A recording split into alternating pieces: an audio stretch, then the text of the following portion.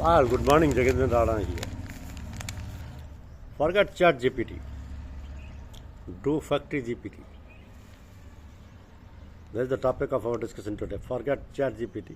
Do Factory GPT. Industrial AI can transform Indian tech sovereignty like 1990s.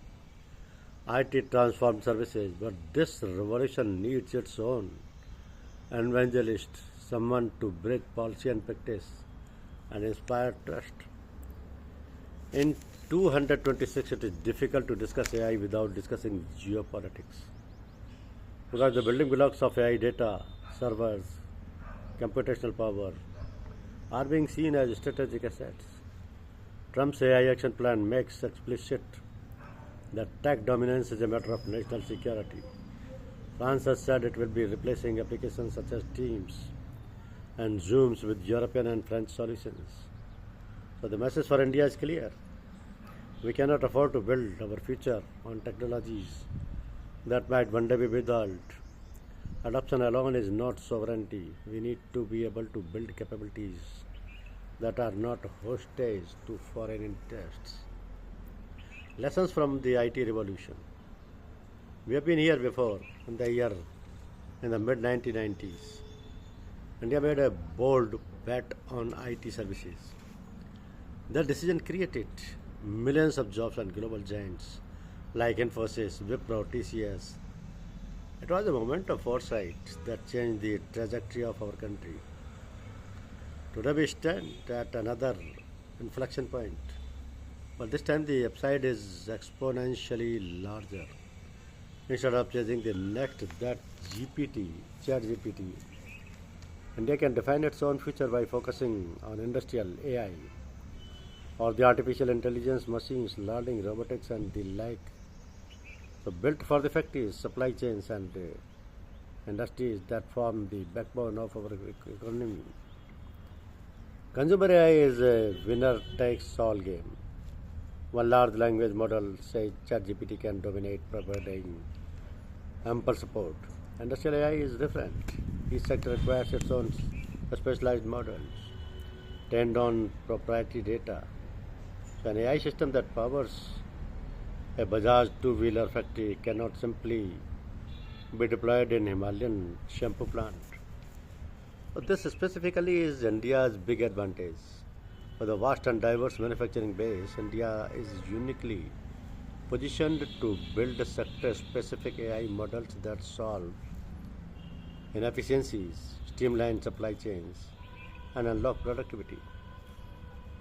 So, in the book of Mr. Vijay Govindarajan, Vision Strategy, he wrote about self-driving company Waymo's vision of designing the most experienced driving system, a digital artifact that learns continually. So that illustrates a broader truth. Industrial AI is not about one universal model, but about deeply embedded intelligence that transforms the industrial operates, that transforms how industries operates. Let's look at this potential in two vastly different industries where India is a global leader: two-wheelers and pharmaceuticals. So India is the world's largest two-wheeler producer, accounting for 35% of global volume. This sector employs nearly 5 million people and continues to grow. So driven by urbanization, rising incomes, and the gig economy, even as conventional scooters and motorcycles dominate, this very deliberate shift to electric two-wheelers, which are expected to contribute to 30% of sales by 2030. So the industry has already started using AI and the machines learnings to improve productivity. Predictive maintenance reduces downtime by nearly a third. Vision system catches micro defects in real time, improving quality, and collaborate robots assist workers in repetitive tasks, making factories safer and more efficient. But these are not futuristic ideas. They are already being used on the factory floor. But a lot more needs to be done to allow AI to learn from existing processes and embedded intelligence into every aspect of manufacturing. Pharma 4.0.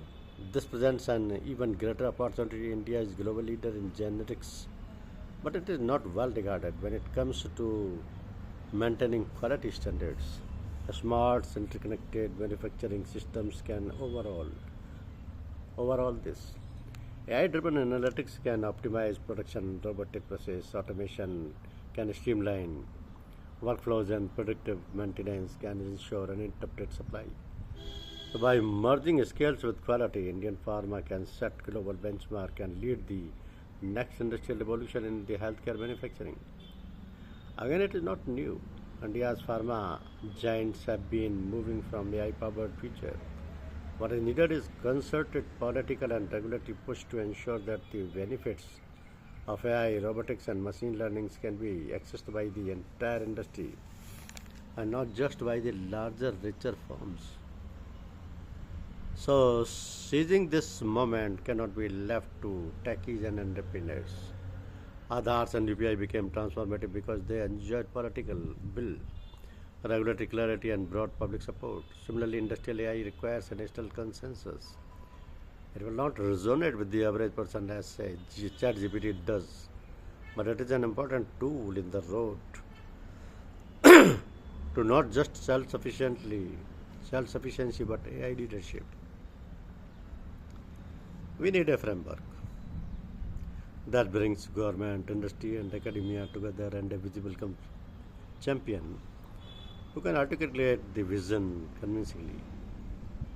Aadhar had Nandan Nilekani, UPI had RBI, and NPCI working in tandem.